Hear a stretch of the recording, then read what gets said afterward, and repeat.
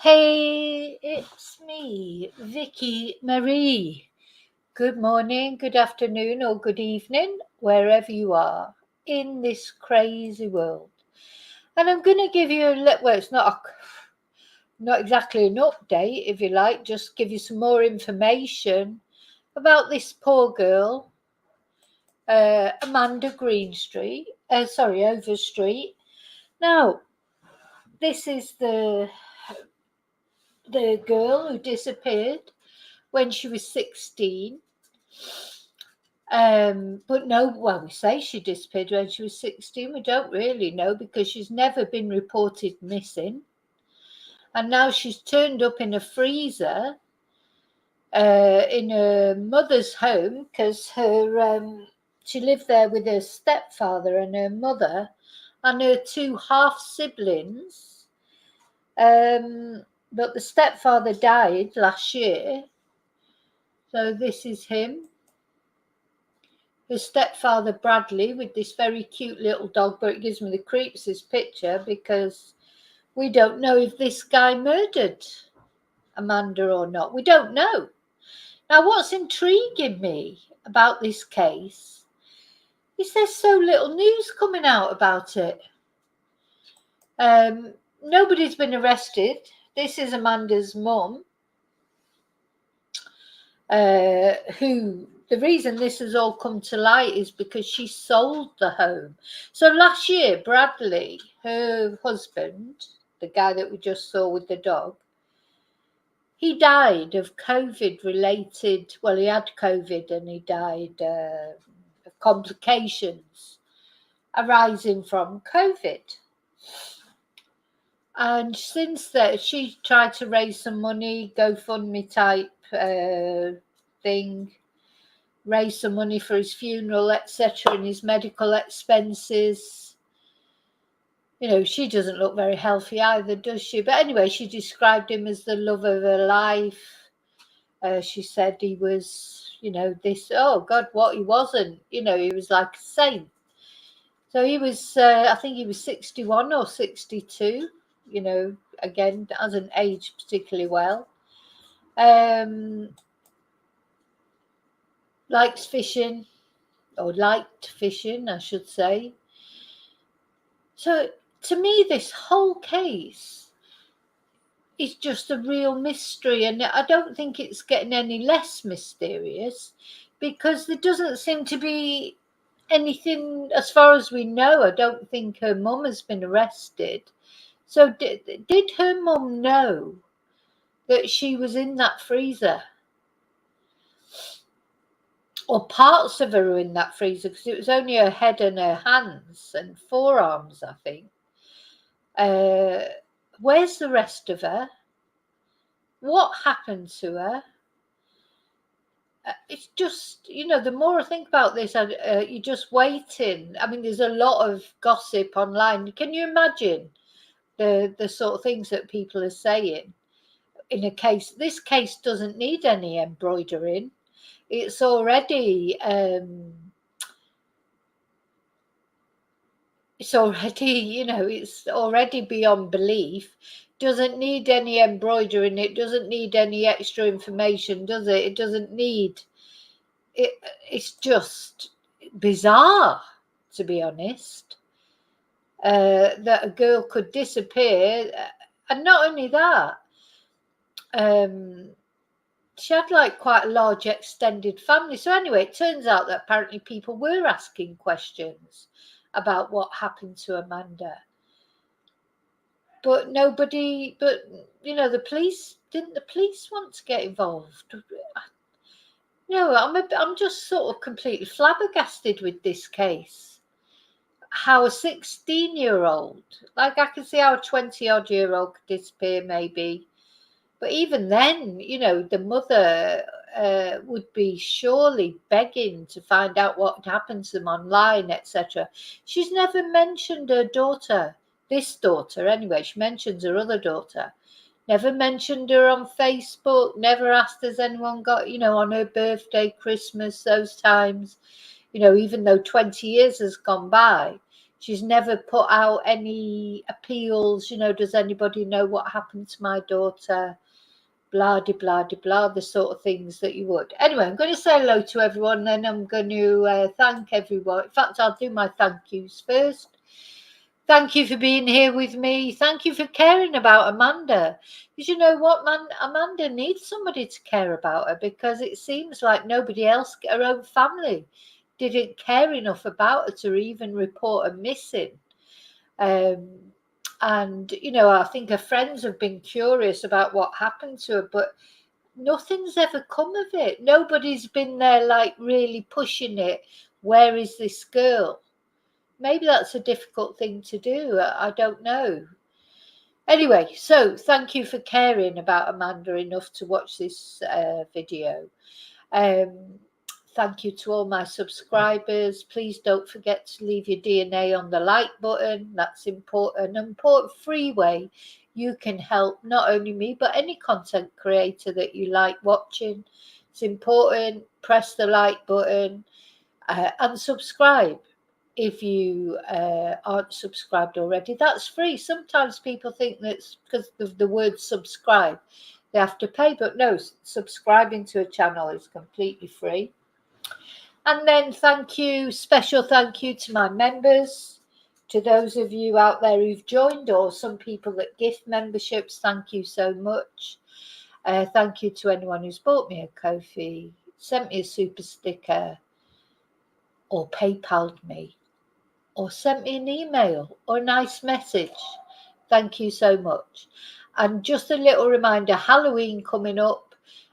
Please send in your photos of Halloween. It could be masks, it could be pumpkins, anything to do with Halloween. Please send me, and we're going to have a Halloween special. And that'll be a more light-hearted look at Halloween. A little bit spooky, maybe a few ghost stories, maybe a ghost quiz. I'll be dressed up. So anyway, send me your photos into my email, Vicki Marie Chats, Vicki with an I, @gmail.com. Okay, now I'm going to say hello to the people that are here in the chat, but also I want to say hello to those of you who are watching at home that don't join in the chat. And also hello to replay crew, anyone who's watching later. Okay, well listen, I hope you're all well tonight. It's Thursday, it's nearly the weekend. I don't have classes on a Friday, so so I'm looking forward to that. I'm very tired. I'm always tired by Friday, of course. So I'm looking forward. I mean, I'll still be doing videos tomorrow. I like to do my videos even on my days off, but no classes. And not that I don't like doing my classes. I have to keep saying that. It's a lot of talking otherwise. Hi, Chumba. Hi, Lorna. Hi, Tracy. Hi, Maria. I feel like I've not seen you for ages. 5:30 a.m. Melbourne, Australia. Yeah, oh, well, you're an early bird, Maria, or have you not been to bed yet? Are you? Is it that you've got up early, or have you not been to bed? Claire. Hi, Claire. Yeah, let's have a look at him. He does. It's like something you couldn't make up, isn't it? And these are, you shouldn't mock people for their looks, I know, but there's just something about this guy. He does look like Benny Hill. He reminds me of the grandpa off the Waltons in his dungarees. He actually does give me the absolute creeps. Sorry, but he does. And of course, he may have had nothing to do with this girl. Like, now, it's good that he likes animals. This little dog reminds me so much of my Rocky. He's the absolute spit of Rocky, actually. I'm going to put, but anyway, so hopefully he liked animals, but he didn't like fish. I don't like to see those big fish being killed. I mean, one thing fishing and putting them back into the water, but to kill them, I just don't like it. I don't like it really, not for pleasure. If you're killing for food, I suppose that's, at the end of the day, I eat fish. But I always think there's something wrong about somebody who their hobby is killing animals. It just always feels a little bit sort of, why? How could that be your hobby? I can understand the thrill of the chase and everything, but why actually kill them? It just all feels a bit sort of serial killerish to me.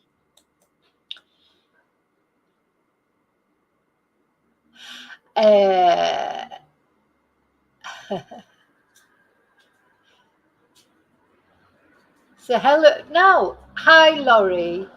Yeah, and the thing is his son. So the thing is, after Amanda disappeared, or before, I don't know when they have 2 children together. So Bradley, hi Heather, Bradley and the mother, I've forgotten her name. Anybody remember her name? Why can't I remember this woman's name? Is it begins with an L, I think. Let's have a look.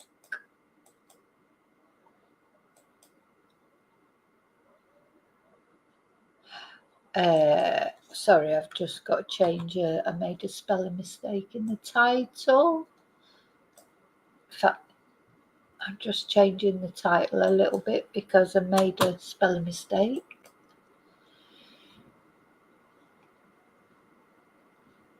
Yeah, so they had 2 other children, and look at this picture. I'm going to show you this picture of the Sun, not the Sun newspaper, but the Sun, in a minute, and I can find it.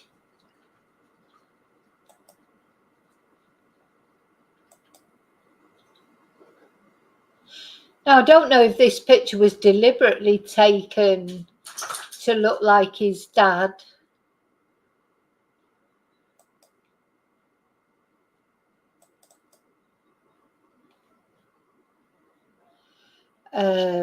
Probably, because I expect his dad took him fishing.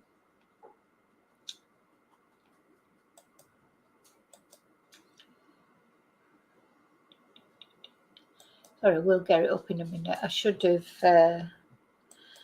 uploaded it actually. Yeah, so this is their biological son, and he's making more or less the same pose, and I just think that poor fish, I'm sorry, it just doesn't, I don't like that kind of thing. Anyway, so this is the biological son. This is Amanda's half brother. I mean, at the end of the day, he hasn't done anything wrong, has he? I mean, it's not his fault if one of his parents has killed, or both of his parents have killed his stepsister. Don't expect there was much he could do about it. He was probably just a kid at the time. Hi, Daniel. Hi, Kate.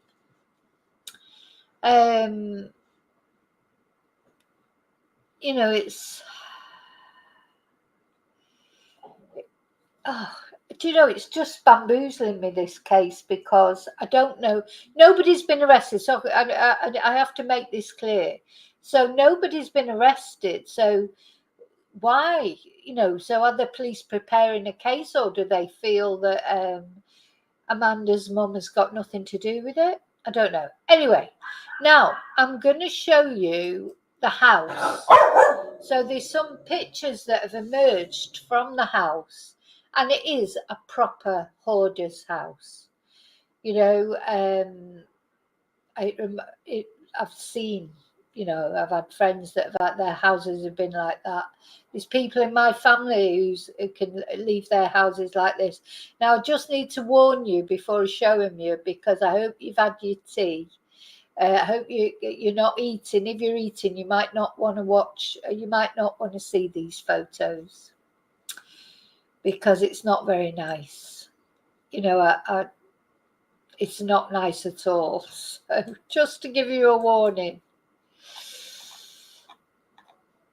Let's go up to the top. So we're going to the Daily Mail. Inside, exclusive. Inside the Hoarder home of missing Colorado teen Amanda Overstreet, whose severed head was found in the freezer as she is pictured for the first time. Oh, this must have been the other day then. This was oh no, it was only yesterday. Well, we'd already seen a picture of her. Nauseating photos. Oh, let me get rid of that because it's got meat on it.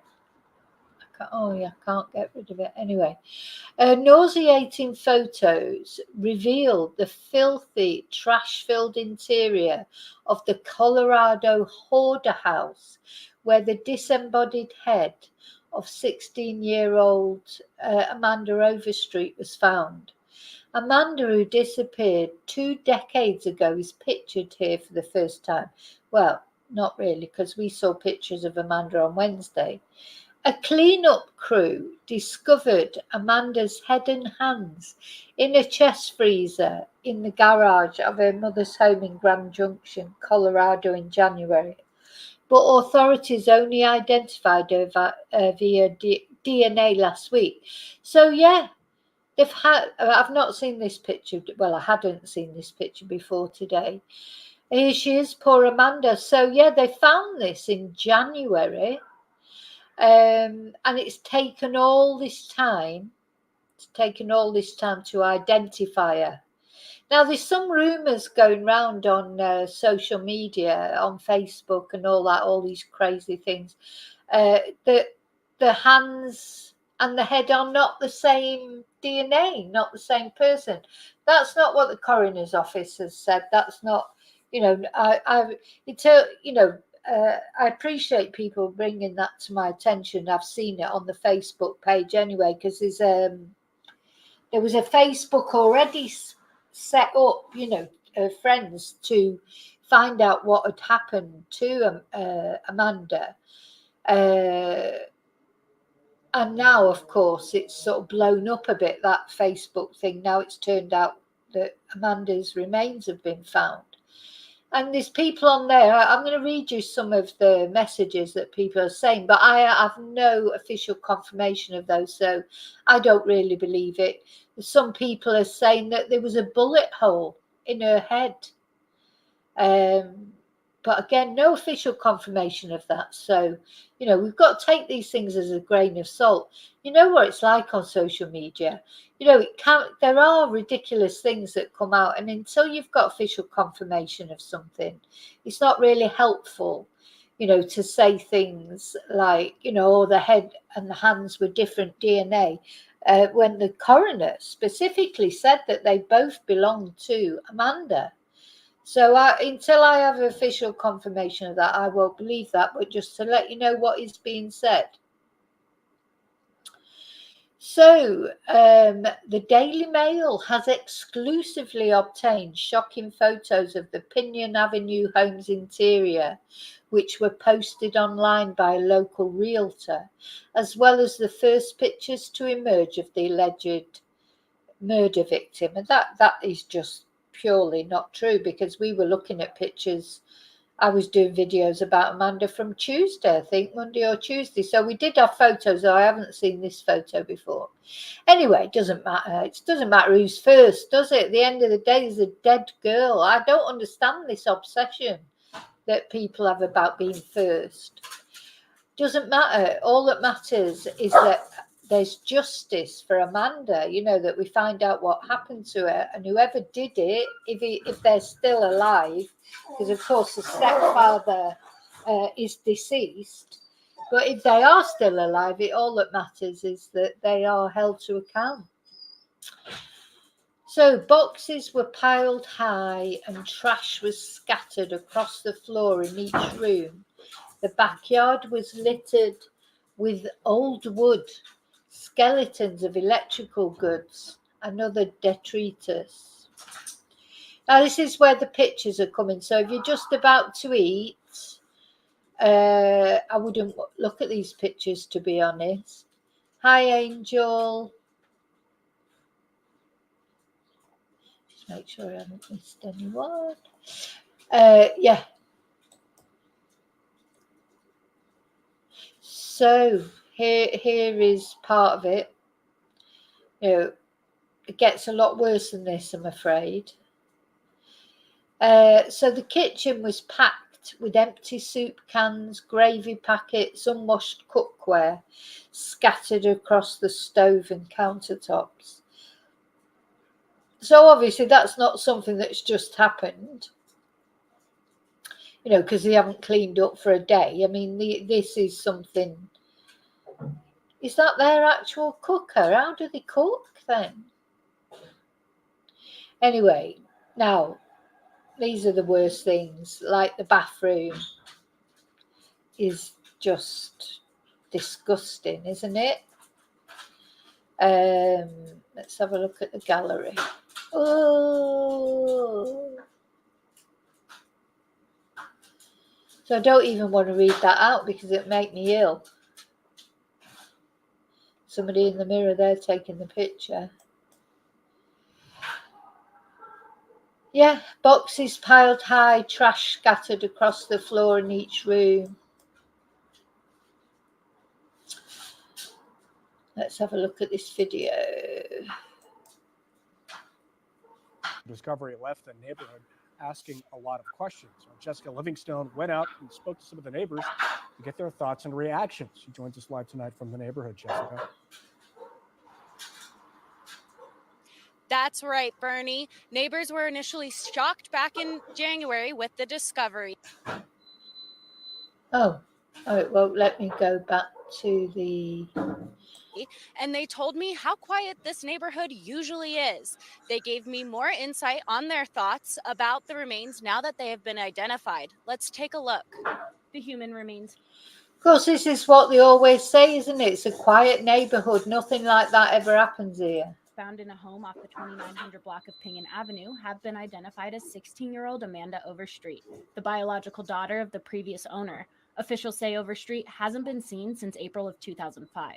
Many neighbors were not only curious about the family, who had seemingly taken off overnight, leaving most of their belongings behind, but shocked by the identity of the remains. I broke the long-awaited identification of the remains to Michael Bechtel, a resident in the area. So the identity of the head and hands was a 16-year-old, and she was the daughter of the people who lived here. What are your kind of thoughts? Gosh, are you kidding? Yeah, that's horrible. That's terrible. I just can't believe that something like that could happen, Other neighbors, like Eric Wymore, seem to be on the same page. I think it's pretty tragic what happened, and now we found out it was a 16-year-old girl. That made it even worse. Jameson Perez, who has lived a couple doors down from this house since 1997, says he remembers the family and the little girl disappearing out of thin air. The family was asking, what happened to your little girl? And it was said that, I guess, they said that she got sent off to Texas or somewhere. So that was, no one else thought of what happened after that. And even can recall the late Amanda Overstreet. We seen her like 2005 the last time. Matter of fact, we noted that she was dressed very, almost like an old lady. The sheriff's office says there was never an official missing persons report filed for Overstreet. Mesa County Sheriff's Office and Colorado Bureau of Investigations are still looking into who may be responsible for putting Overstreet's remains in that deep freezer. Oh. The residents of this neighborhood hope that through this whole ordeal, their neighborhood stays just as quiet. That's all from me. Back to you, Bernie. Well, I mean, the thing is, somebody has put her in there because she hasn't put herself in there, has she? And it's got to be someone from the family, because nobody from outside is going to come into their house and do that. So someone from that house has done it. So it's either the stepfather, the mother, or, they both know about it. It's either one or the other or both. Isn't it? It can't, just can't. Hi, Darren. Can't have, she hasn't put herself in there like that. So,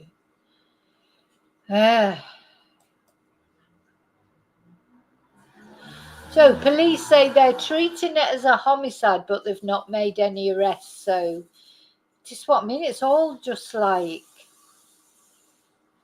I presume they've been questioning the mum, but if they've got no evidence. So this is the backyard, littered with old wood, skeletons of electrical goods and other detritus. So the realtor, Silzel, helped to renovate the Hoarder home this year after it was put on sale this past January. So it's been sold. So, you know, this discovery apparently has been made by the person who's bought the house, and we're going to have a look at them in a minute. Gosh.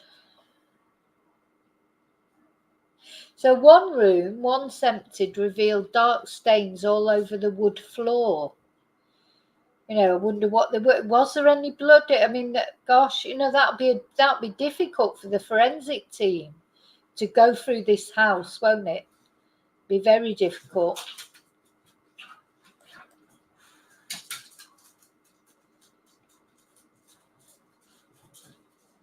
So neighbours described the family as hoarders who piled up food and junk in every room, rarely washed, and that the stench from the house would drift into the neighbours' gardens. This is the woman who's bought the house. Oh no, she's a neighbour. She's a neighbour. I'd been in their house a handful of times, and knowing now that the body was in the house the whole time is super creepy. She looks a bit too happy about everything, though, doesn't she? She's, you know, she's having a. She looks like she's having a picture taken for Hello magazine or something, not over a murder, you know, a murder thing. I mean, she's got all dressed up. She's got a big smile on. It's a little bit inappropriate, maybe. I know. Hi, David. Yeah, she looks like she's, you know, I don't know, modelling that dress for Primani or something. I mean, she does look ever so happy.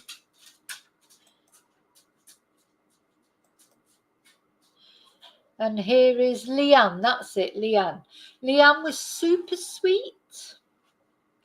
Left Witch said, that's not what other people have said. She babysat.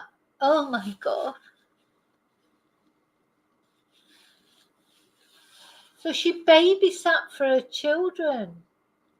Oh my God.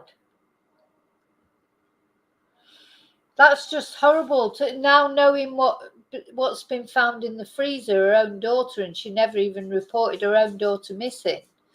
Apparently, she told the family that she was taking her daughter back to her grandma's to live, and she got out at a gas station and ran off.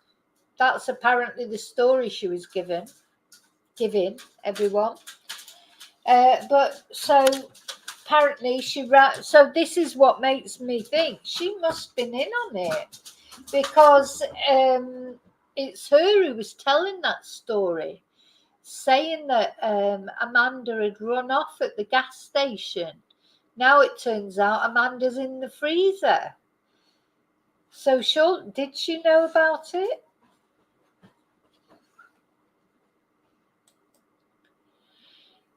These are the two stepchildren. Step brother and sister of Amanda. They're the Bradley and Leanne's biological children. Elsie Bell Immer, who's 21, and her older brother, Anthony Immer.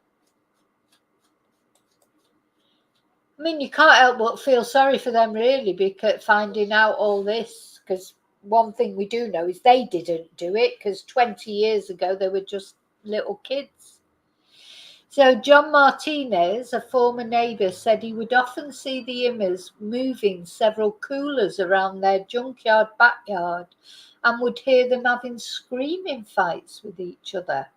So she made that eulogy, didn't she, about Bradley, like they had this fabulous relationship, and it was like a sainted relationship practically. But it turns out they did have fights just like normal people do. moving several coolers around their junkyard backyard. God. So this week, God, them investigators, I bet they've got a triple hazmat suit on to go in that house.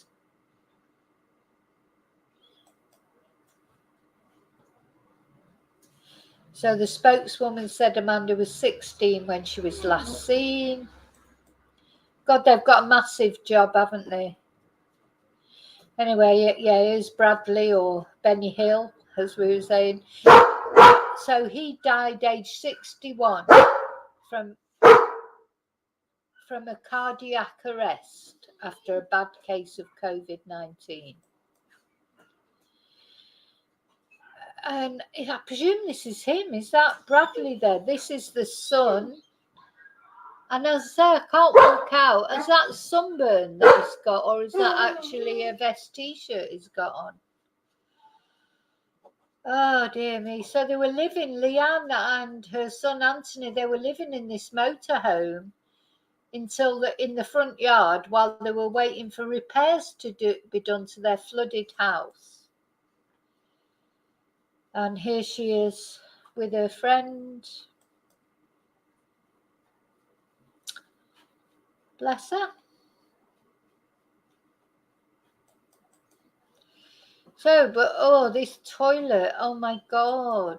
I mean, just disgusting, isn't it? Oh, right, I can't look at that anymore. So barely any surface was clear in the kitchen, with empty soup cans, gravy packets, and unwashed cooking ware littering the oven hobs and countertops. The toilet in the bathroom was full of brown matter with more sprayed around the floor. One room once emptied revealed dark stains all across the wood floor. So this home was previously occupied by Amanda's mother, Leanne Overstreet, Emma 55, her husband Bradley, who died age 61. I thought it was last year. It wasn't. It was in 2021. And their kids, Anthony 29 and Elsie Bell 21. Bradley was not Amanda's biological father. We've not really heard much about a biological father. Neighbours described them as hoarders who piled up food and junk in every room, rarely washed, and said the stench from the house would drift into neighbours' lots. So Leanne sold the home on January the 12th this year, and the clean-up crew hired by the new owners were clearing it out the same day that they found the body parts in a chest freezer in the garage. The police swooped in, took the remains for an autopsy, but warned it could take time to get the DNA processed, and it was last week that the Messer County Sheriff's Office revealed her identity, but they haven't made any arrests yet.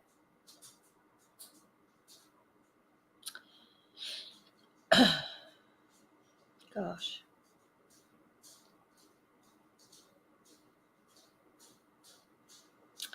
So the county coroner said last week that Amanda was resident of both Grand Junction and Harris County, Texas, because she had been living with her grandma a lot. So, yeah.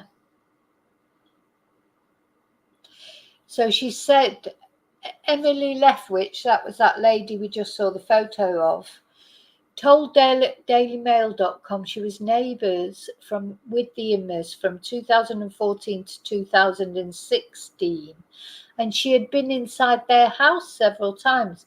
Well, she's only 32 now, so she must have been really young. She says, oh, yeah, that's right. She said Leanne was babysitting her kids.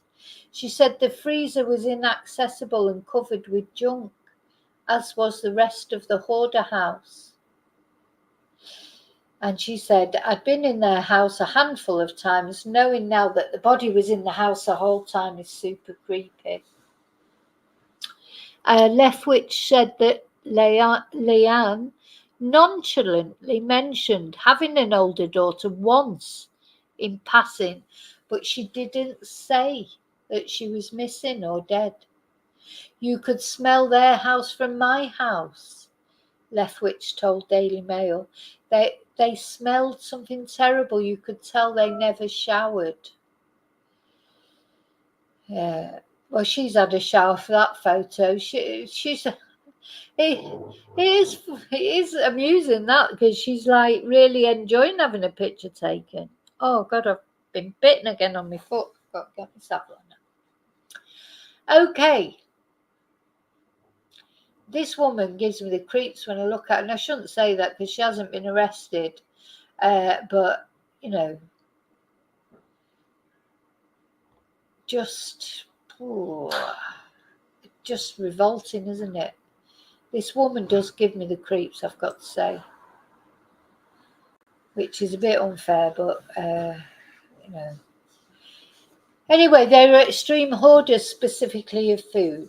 You would walk into the house and it would be stacked up to the ceiling. They had a maze system so they could get around the house. It was crazy. They were obviously well fed. The kids seemed really happy.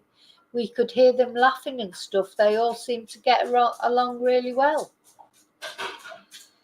Leftwich said that Leanne was super sweet to her, babysitting Leftwich's kids and bringing her home-cooked meals after she found out Leftwich's then partner was starving her and the kids.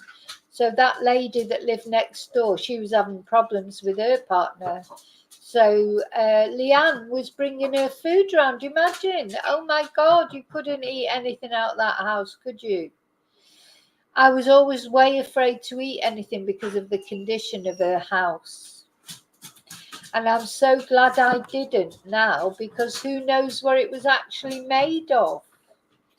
Oh God, don't.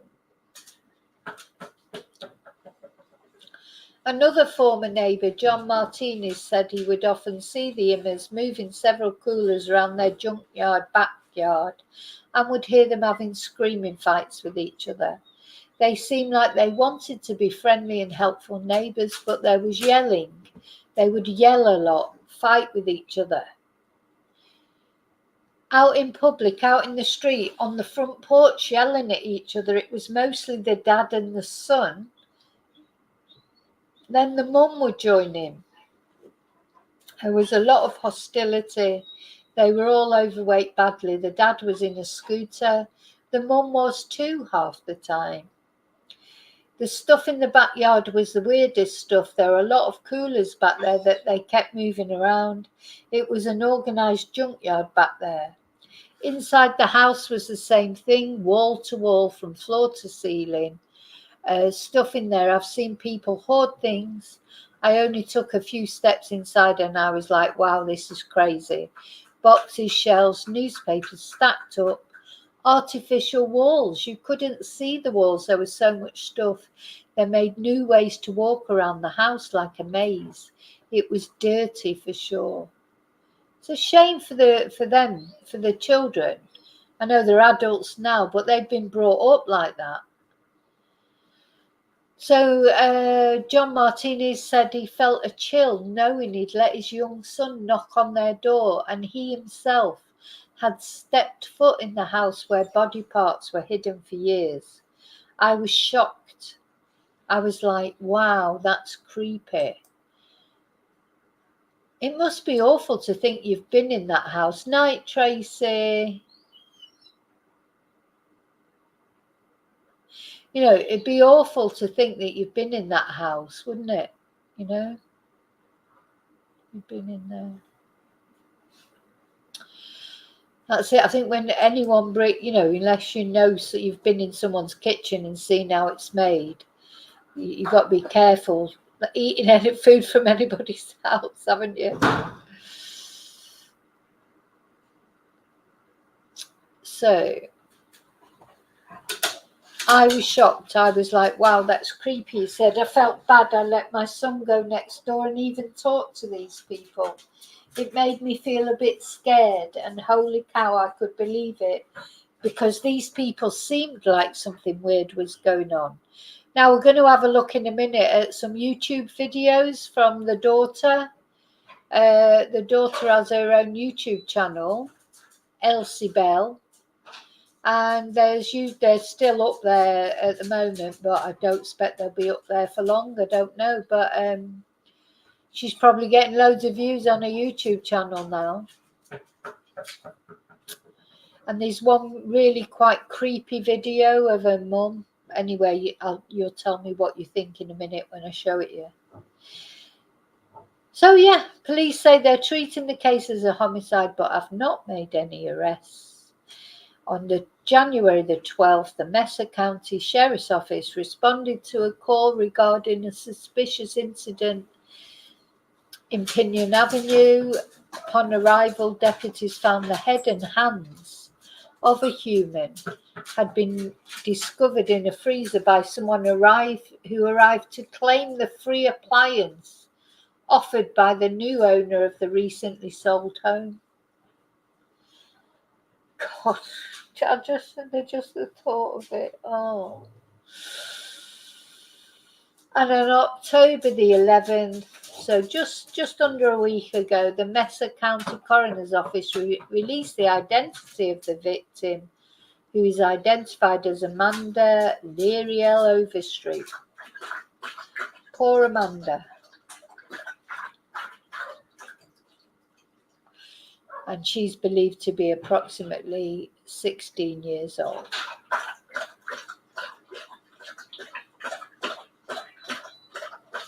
So yeah, we don't know anything about the biological father. The police declined to comment whether the biological father had been identified or interviewed. We don't know anything about the biological father. Whoops, what's happened there? I hate it when it starts jumping on me. Anyway, we finished really now with that article. Let me just put some windows down.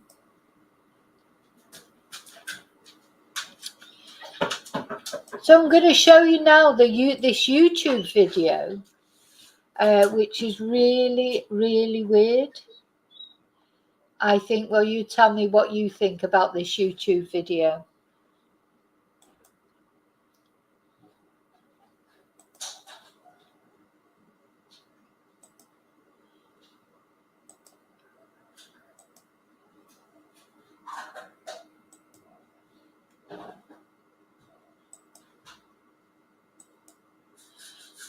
Moment here, Mom.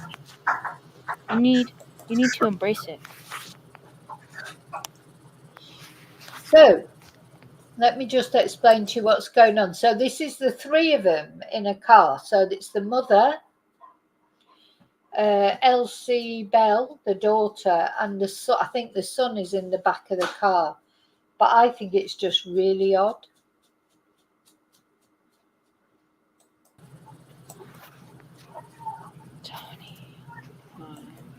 Five. What? Why are you counting? What are you counting? The beautiful moment. It's such a beautiful moment here, Mom. You need to embrace it.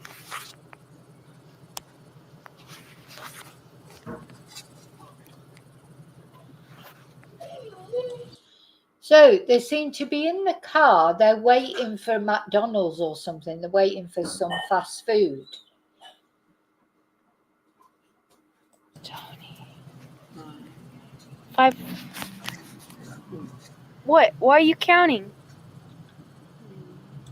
So this is the mum there. She's just acting really sinister. Just weird. They're so weird. What are you counting for?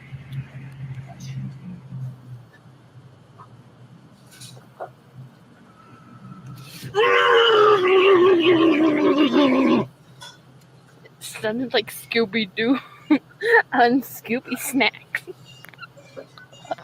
Oh, no, so that's the son actually who's driving. He's in the driver's seat. Just odd. You smiled, Mom. I'm off the hook. She smiled. When Scooby doesn't get his Scooby Snacks. She smiled. I'm off the hook. No, I think she's still mad. No, she smiled, Elsie. She's still. Is that her ice cream? Is that her ice cream? It's her ice cream. I call the biggest one. I want the biggest one. No, take it, Mom. Take it. I don't want it. I want the biggest one. Take it! Just take the ice cream. Did you hear her when she went, take it? Like that.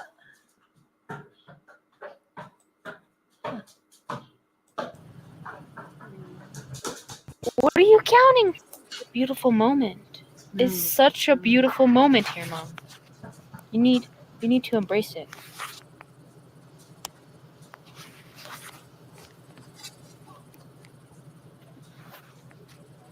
Tony.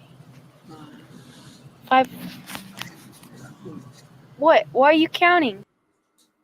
Right, I've just got to go and sort the dog out a minute. I'll be back in a sec. Talk amongst yourselves. What's it? What's it? What's it? What's it? Go on then.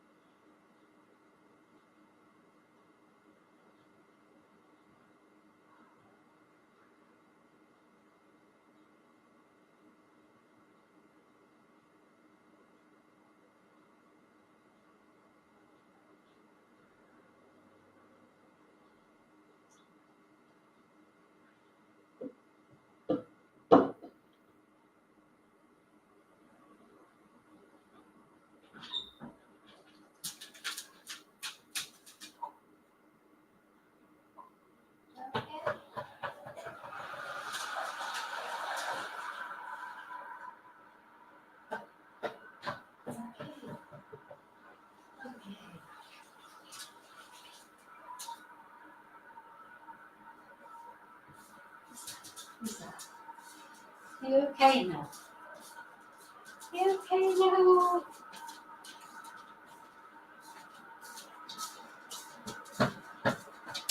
Oh, do you mind? Move. Hey, what? I don't believe you've done that.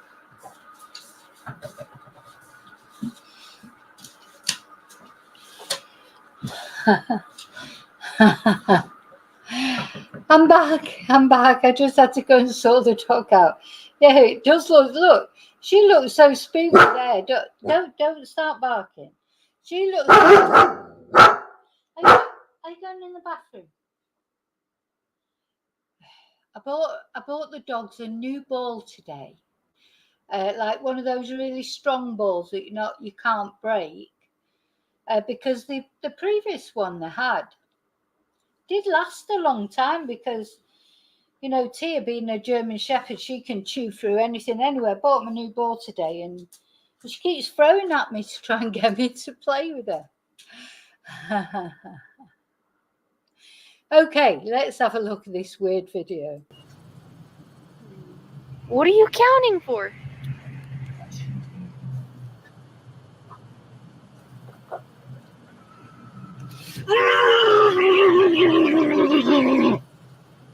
It sounded like Scooby Doo on Scooby Snacks.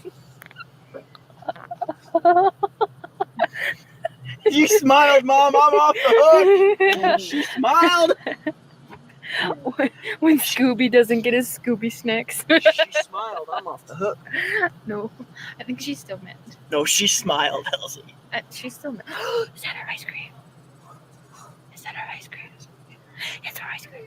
I call the biggest one. I want the biggest one. No, take it, Mom. Take it. I don't want it. I want the biggest one. Take it. Just take the ice cream.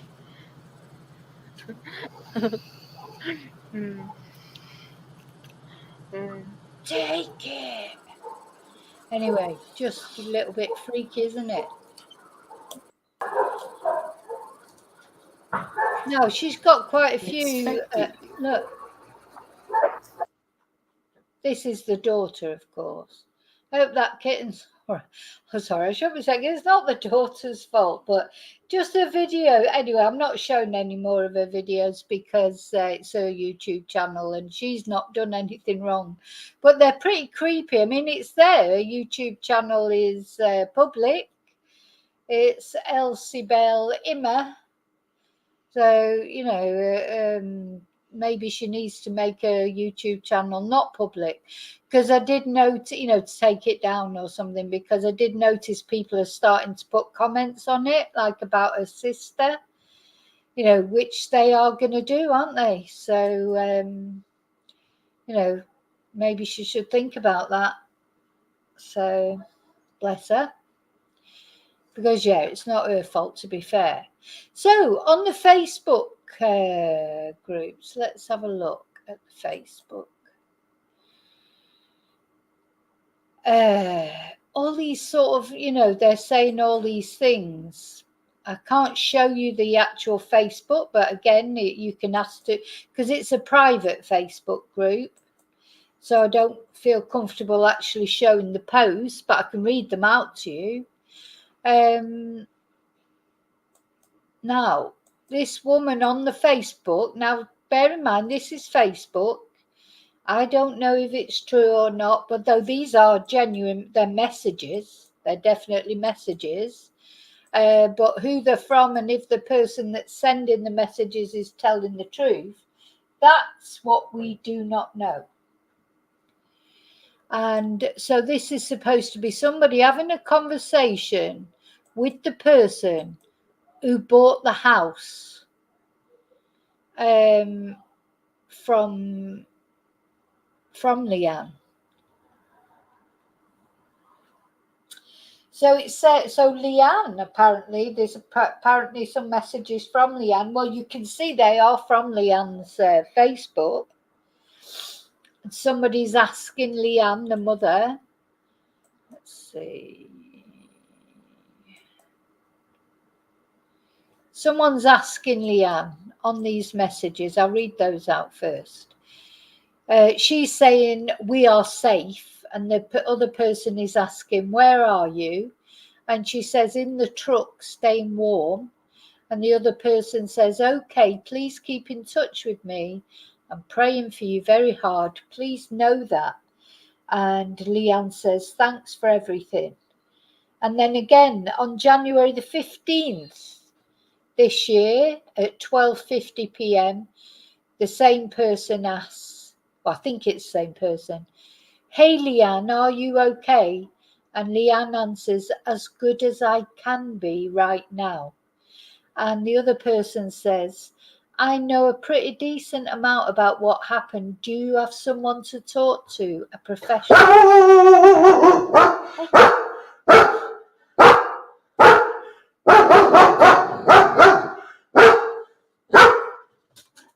Go on, go on, go on, in the bathroom. Go on, go on, go on. So she said, so this other person says, I know a pretty decent amount about what happened. Do you have someone to talk to, a professional? And Leanne says, I'm going. But I know. Are you going in the bathroom? Never mind giving me a cuddle. No, she's coming up and giving me a cuddle now. I'm going to Mine Springs on Friday, so she must have been going somewhere on the Friday. So, you know, did she know? Does Leanne know? I don't know. I just don't know.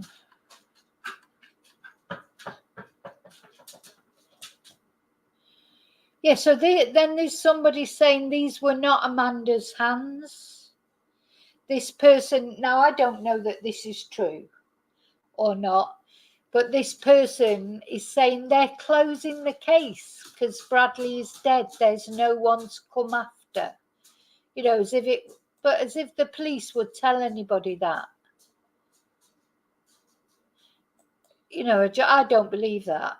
And then this person in these messages says, I heard from the investigator that the DNA from the hands didn't match the head, and they couldn't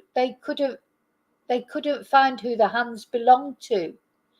And this person then says, I did have a theory that they killed so many people they just forgot Amanda was in there.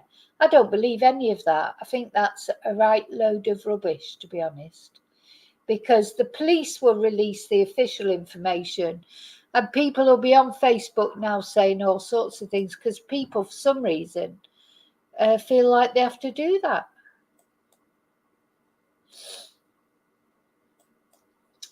I don't know. This is the weirdest of cases, I think.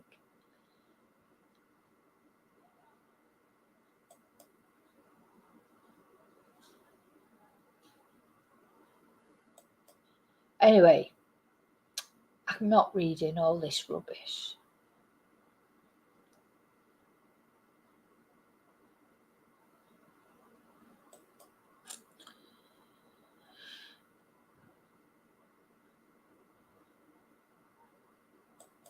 Well, if they're saying there were 4 freezers in the house.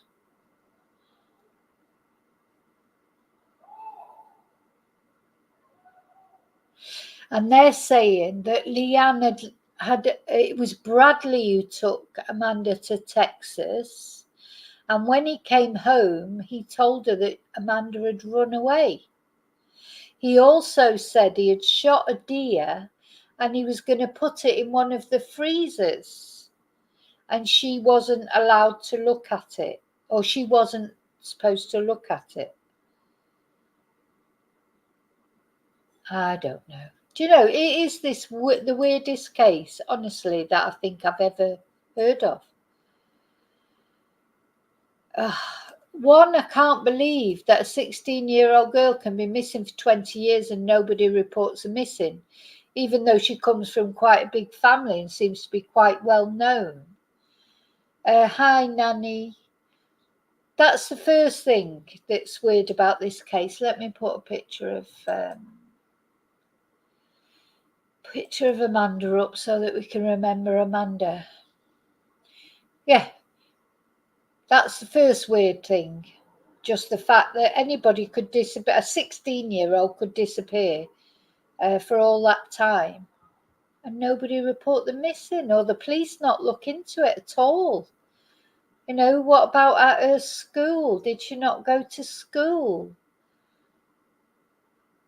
Anyway, so this is, you know, maybe that is what happened. Maybe Bradley did say she'd run away.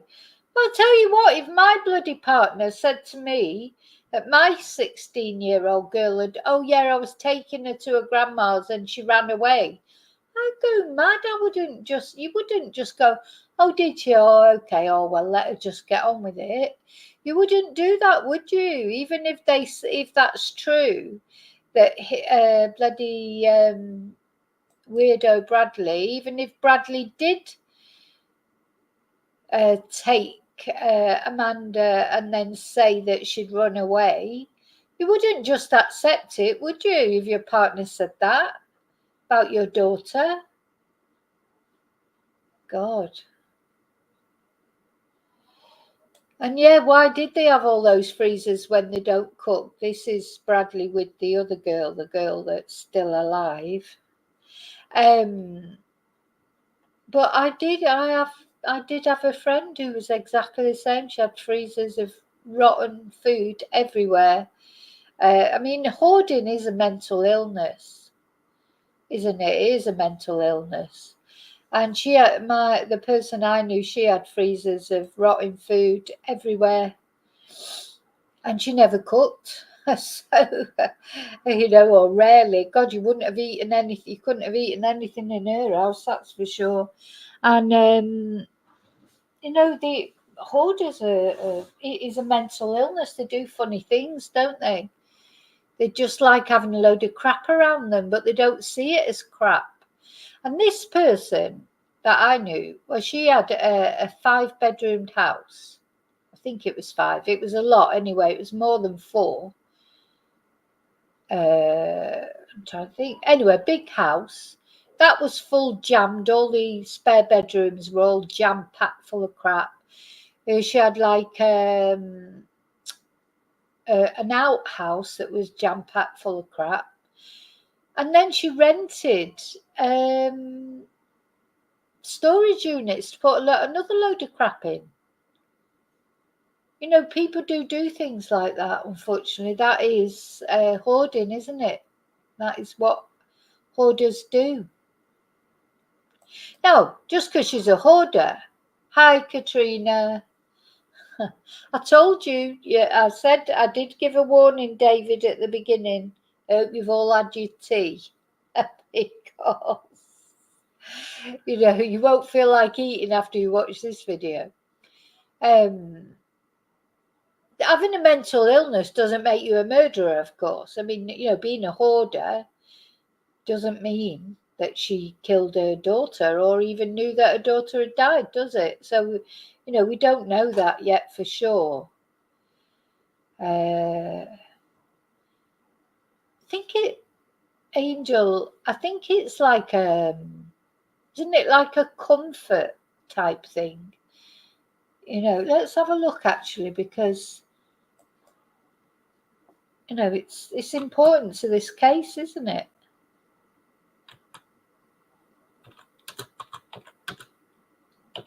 When I've seen programs on the telly and that, quite often it's because they've had a trauma or something, or sometimes it all just gets too much for them, the cleaning and everything, and they just let it go completely. I feel like that sometimes. Hoarding disorder.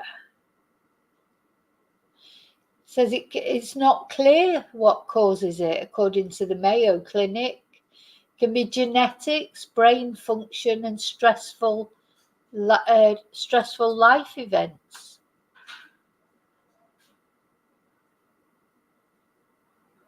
Let's have a look at this actually. It might be an interesting read this. Hi, Pauline. Yeah, panic. Yeah, I've got another friend who's not like that. Her house is clean and everything. But she can't even, she doesn't like to delete emails. She won't delete an email because it's like, she does hoard clothes and things. But her house is clean. I think there are clean hoarders as well. There are people, they're not all hoarders are dirty. Some people don't like letting go of things, but they do keep them, keep it clean. Let's have a look what it says about this. It's a very interesting, psychological problem, isn't it?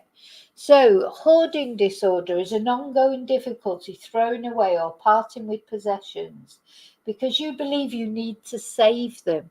Now, let me just say about my other friend, the one with the dirty house. Well, she asked me once she said she was going off to this storage unit to take a load of stuff, that because a house had got too full, and would I come and help her? And then when we got to this storage unit and the stuff that she was putting in it, you would have just thrown it in a skip. It wasn't nice stuff. It wasn't clean even. It was just a load of rubbish, crap, like they had in their house there.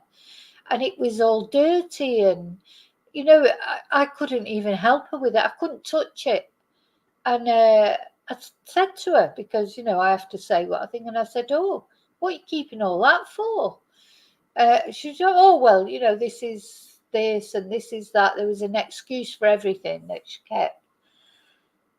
And I said, oh, I can't touch that stuff because it doesn't look clean. And so she ended up doing it herself. But that's just an example. So it wasn't even good stuff. It's not like hoarding nice things, not being able to let go of nice things. This was just tap. You would have just thrown it away, like in their house. So hoarding often creates extremely cramped living conditions with only narrow pathways winding through stacks of clutter. See, I hate clutter. And my house does get cluttered sometimes because, having 3 dogs and a sort of, a man, like really, my son's a man who's not, he's just a typical, I'm always clearing up after him. He can get, when he gets into it, he goes for it. But, it's not a regular thing that he would think of cleaning. I do worry about, if he was living on his own, what would he be, cleaning? But anyway, so, my house does get cluttered sometimes. But it's mainly like clothes and so every now and again I have a complete blitz, put everything back in its place. Because it gets on my nerves. I can't stand it too cluttered. And funnily enough, that's what I'm planning on doing tomorrow. I know it's not much fun to spend your sort of day off cleaning, but it's got to be done sometimes. And I want to sort of change the room around a bit and throw a load. I love throwing things away. I'm the opposite of a hoarder, really, because I actually like throwing things away. I've got a load of clothes that I want to take to the charity shop, etc. I do end up with a lot of clothes but I never spend a lot on my clothes. So I end up with a lot of sort of Primani cheap clothes. I don't, sort of what I've found, some people don't have many clothes, but they invest a bit more money in the clothes they have. I'm the opposite. So I buy a lot of clothes, but they're all cheap clothes. So, countertops, sinks, stoves, desks, stairways. I can't bear a stairway. I've got 3 sets of stairs in this house and they drive me mad cleaning, but I cannot have things on the stairs. Countertops, sinks, stoves. How can you have things on your stove and your countertops? How do you cook? I can't cook unless the kitchen is clean. That is another thing. Sometimes if I don't get in first and do my cooking before my son goes in there to do his cooking, it means I have to clean the bloody kitchen before I can even start making my dinner. Because I just can't cook I couldn't cook if the kitchen was a mess. It's got to be clean. And I'm lucky like that, really, because, I don't think I've always been like that. I think when I was younger, I probably was, my kitchen was a mess, but not now. It never is a mess. Well, it is sometimes after my son's cooked and then I clean it up in the morning before I have my breakfast. I won't go and clean it up at night after he's cooked. So you may not be able to use some areas for their intended purpose. For example, you may not be able to cook in the kitchen. And when there's no more room inside your house, your home, the clutter may spread to the garage, vehicles, yard, and other storage areas. Well, that looks like that's definitely what's happened in this family, and that was what happened with my friend. So instead of when everything gets overloaded, you know, going in and having a big clear out, hoarders, they just get another place that they can hoard another load of stuff, move from room to room until there's nowhere left. So hoarding ranges from mild to severe. In some cases, hoarding may not have much impact on your life, while in other cases, it seriously affects your daily functioning. I mean, the thing is, I work at home as well, so I'd have to live in it all day.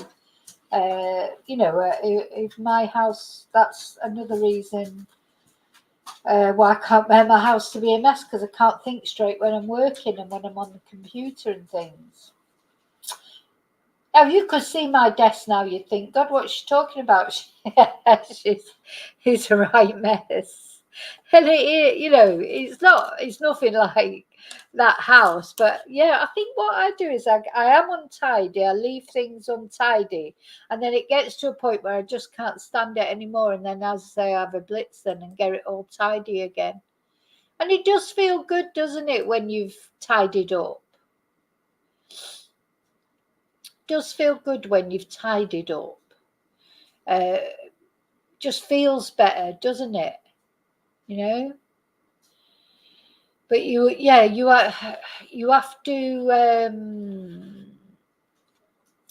to clear. What's the word?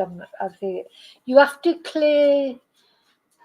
To me, they say tidy house, tidy mind, don't they? And that is, to me, that's true. I can't think straight sometimes. If the house is, if I've left it too long and the house is getting to be a right, oh, don't stop barking. And the house is getting to be a right mess, I can't think straight. Like when the dog's barking, I can't think straight either. But yeah. Tidy. Shh. Stop it. Right. In the bathroom. Go on. Get in the bathroom. Bad girl. Oh, she's having the last word. Yeah, I do think, like what you're saying, Pauline, about keeping your two sons' keepsakes. I've got all my son's stuff as well. I've got his teeth, his baby teeth, not his teeth from now. I've got his hair. I've got toys, special toys. I've got lots of things of my son. But that's not hoarding. That's not hoarding it. And if you've got them, they're put in his things, they're put in a box up in the, they're not all dirty, just strewn around everywhere. That's different. That is keeping keepsakes. That's different, I think, from keeping dirty things around.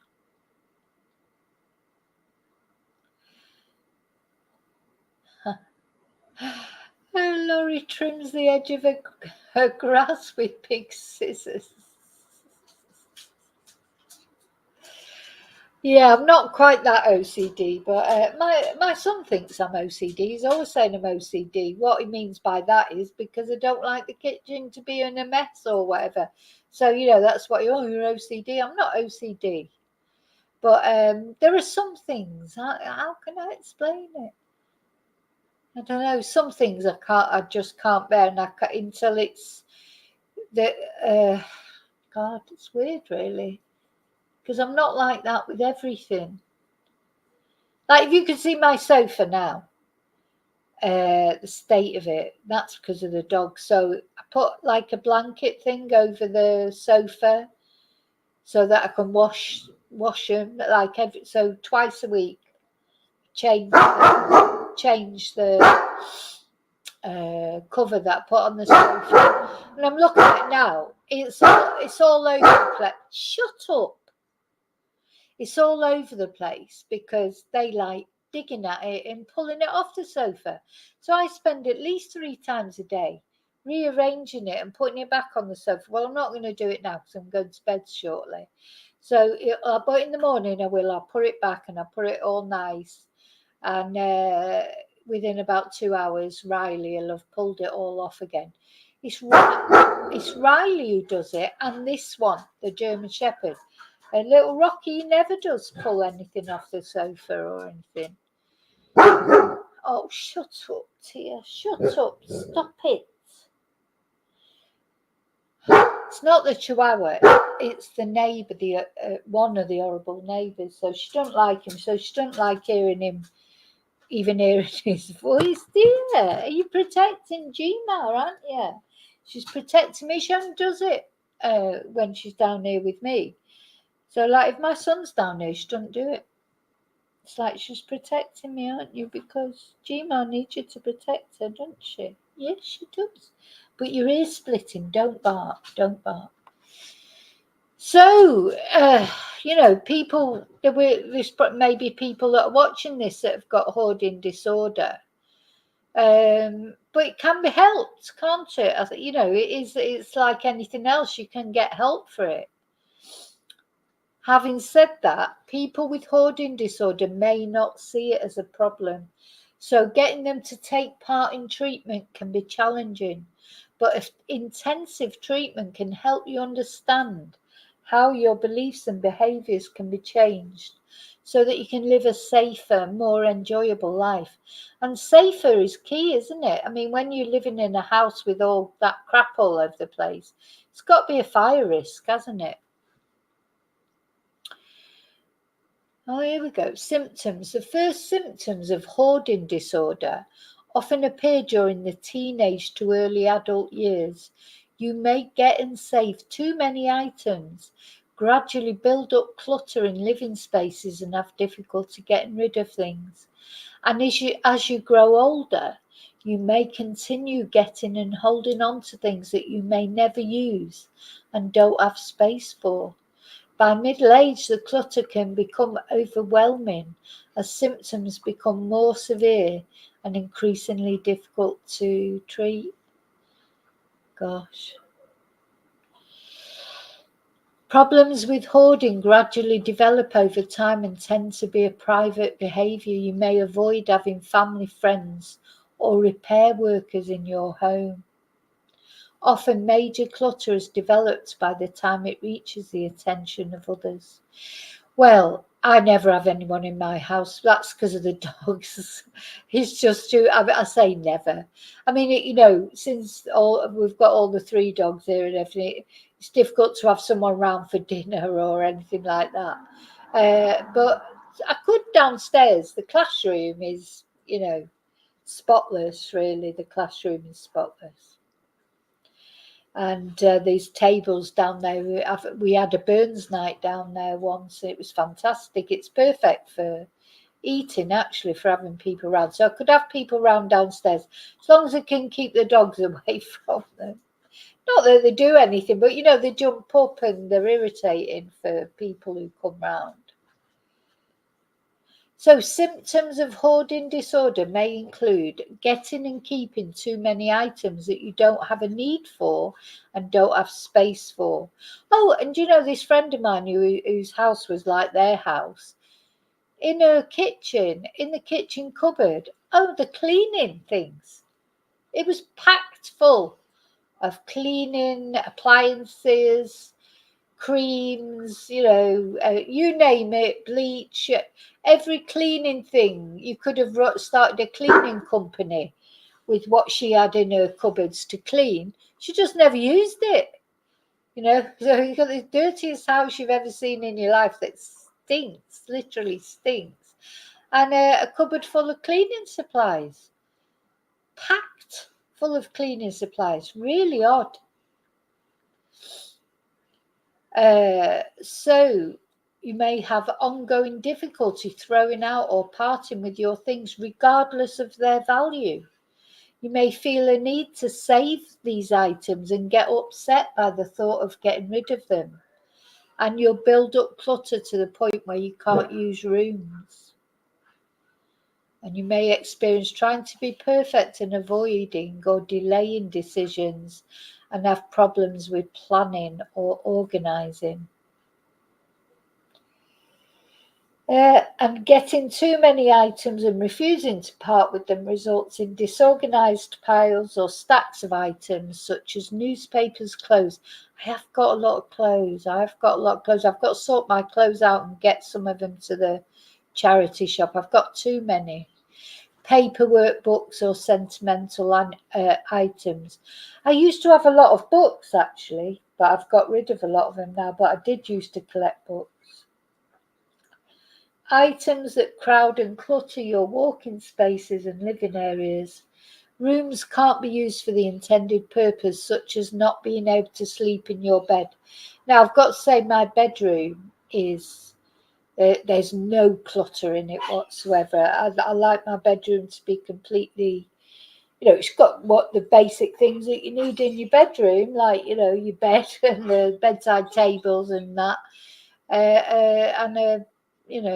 It's got not walk-in wardrobes, built-in wardrobes, and one like a cupboard thing, drawers, some drawers. But I don't like my bedroom is very uncluttered.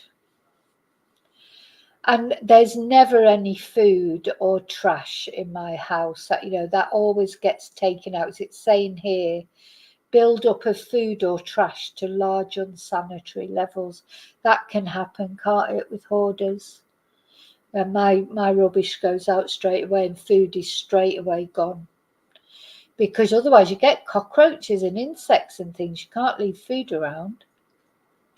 So distress or problems functioning or keeping yourself, others and pets safe in your home. Conflict with others who try to reduce or remove clutter from your home. Relationship issues, avoiding social activities and employment problems, and difficulty organising items and sometimes losing important items in the clutter. That is definitely my son. He'll go, I don't know what's happened to my whatever, and I go, it'll be in your room. No, it's definitely not in my room. It's definitely not in my room. And I go, yeah, be in your room, be under the bed with all the other rubbish. Shut up, what's up with you? She's telling me, you're talking about my dad. So with hoarding disorder, items are usually safe because you believe these items are unique or that you'll need them at some point in the future, or you feel emotionally connected to items that remind you of happier times or represent beloved people or pets. You feel safe and comforted when you're surrounded by things, or you don't want to waste anything. So hoarding disorder is different from collecting. People who have collections such as stamps or model cars carefully search out specific items, organise them and display their collections. Collections can be large, but they aren't usually cluttered. Also, they don't cause the distress and problems functioning that are part of hoarding disorder. Now, I'm going to read out this next bit just before I finish, because this is how I ended up with Riley. Riley, one of my dogs, he came from an animal hoarder's house. There were over 40 animals in the house that Riley came from, 6 of which were little puppies. And I think I've told you this, I've said this before on videos, and all those puppies had the parvovirus, and all of them except for Riley and one of his siblings died of parvo, and the other little puppy that survived went to the UK. They found a home for it in the UK, and I took Riley. But yeah, lots of people hoard animals, I saw a video on YouTube about people who hoard cats, and this woman, she had, and there must have been 500 cats in her house. You know, and that, you know, much as I love cats, that is not healthy. It's not good for the cats, for a start. Like, they never went out of the house, these cats. You know, they were all in cages. It must have stunk to high heaven. You know, she spent her whole life, this woman, clearing out litter trays, and then as soon as you'd clear one out, there'd be another one, wouldn't they? Or you wouldn't be able to keep up with it. Disgusting. You know, and then I felt a bit sorry for her, because she did say, look, I just don't know what to do now, because I've got to this point. People who hoard animals may collect dozens or even hundreds of pets. Animals may be confined inside or outside, and because of the large numbers, these animals, they often aren't cared for properly. The health and safety of the person and the animals are at risk because of unsanitary conditions. Yeah, now I'm not having any more animals, so I won't be doing that. I'm not. You could say I'm already hoarding them with 3. Yeah, we're not getting any more, are we? No, we don't want any more animals. No. She's talking to me. So, when to see a doctor, if you or a loved one has symptoms of hoarding disorder, talk with a healthcare provider or a mental health provider with expertise in diagnosing and treating hoarding disorder as soon as possible. Some communities have agencies that help with hoarding problems. Check with the local or county government for resources in your area. So yeah, if you know anybody who's got a hoarding disorder, you know, I mean, good luck trying to get them to a doctor, because they never want to admit it. They never want to admit that they've got any kind of hoarding disorder, do they? Yeah. Yeah, that's right, Laurie. I think people start off with these ones that hoard cats and things in their homes. They start off probably trying to rescue, you know, animals and do good things, but it just goes too far, doesn't it? You know, just goes too far. It's different if you've got like a farm, you know, if you've got land outside and these animals can be free and, you know, have a nice life. But, you know, it's not right to keep 500 cats in a house, is it? You know, so shut up.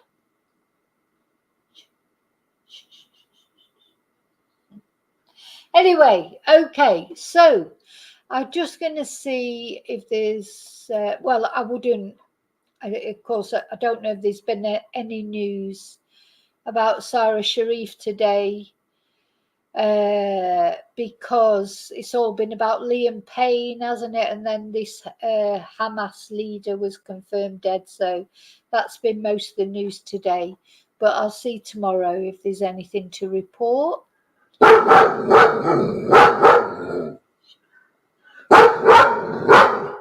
Chihuahua's back.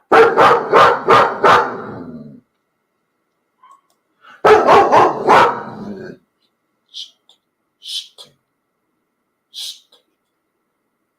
Bad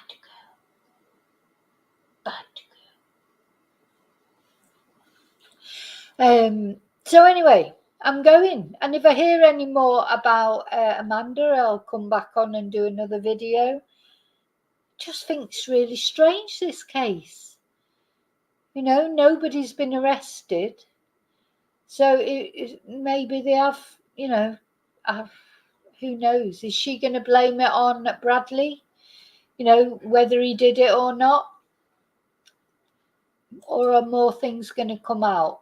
So the thing is, all we do know is that poor Amanda, somebody's killed her, dismembered her, put her in the freezer. Where's the rest of her? And the question is, was it him? Or was it her? Or was it both of them? Poor Amanda. So sad. And yeah, justice for Sarah. We'll be looking for justice for Sarah. Okay, so I'll see you really soon in the next video. And until then, make sure we're all going to go and clean our houses tomorrow. We don't want them to end up like that house. I'll see you really soon in the next video. And until then, may your God go with you. Bye. Thank you.